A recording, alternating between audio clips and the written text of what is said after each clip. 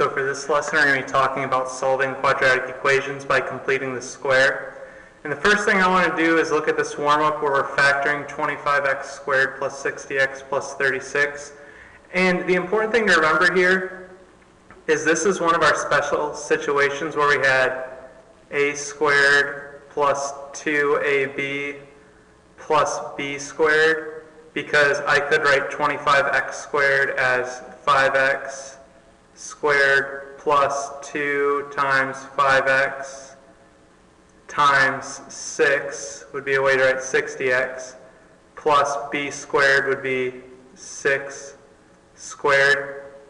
This is something we did in chapter 8, where we saw that if we had the first term was a perfect square, the last term was a perfect square, and the middle term was 2 times the first term times the second term, we had a special way to factor it. And the way to factor it was just a plus b squared. So if I wanted to take this second part and actually factor it, we would have just factored it as 5x plus 6 squared.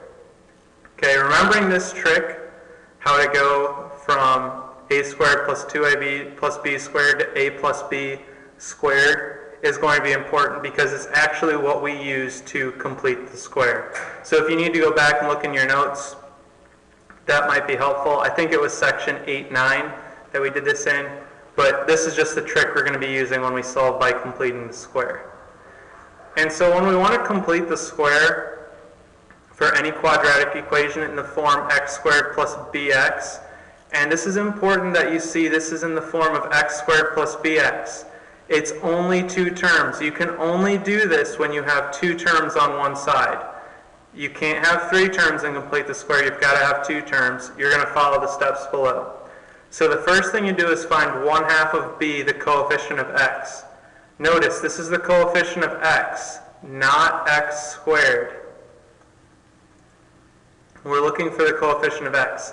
The coefficient of x squared always has to be 1. And we'll actually look at an example on what you do when the coefficient of x squared is something other than 1. But you cannot complete the square unless the coefficient of x squared is 1, and we're looking at the coefficient of x, which should be your second term. And you're going to take half of that. So for example, if I had x squared plus 4x, or 8x,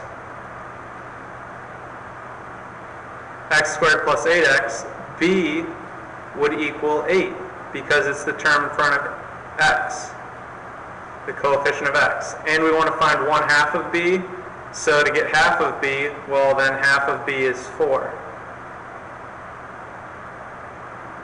You just take half of whatever b is. So that's our first step. Then we square the result in step 1. So I would get 4, so then I would square it. And 4 squared is 16. So we found half of b, then we squared it, and then we add that result, that squared, to x squared plus bx. So I would add it to the end.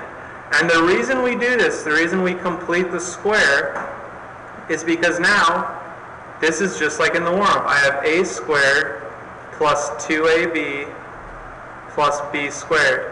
As long as you do these 3 steps right, it will always be in this form of a squared plus 2ab plus b squared.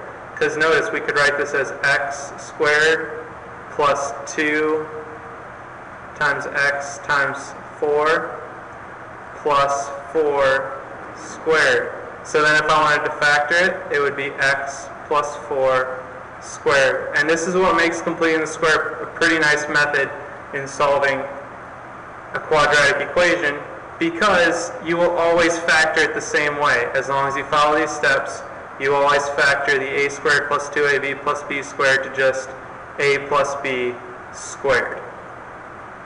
So looking at our first example, you can see we're trying to find a value of c that would make x squared plus 4x plus c a perfect square trinomial.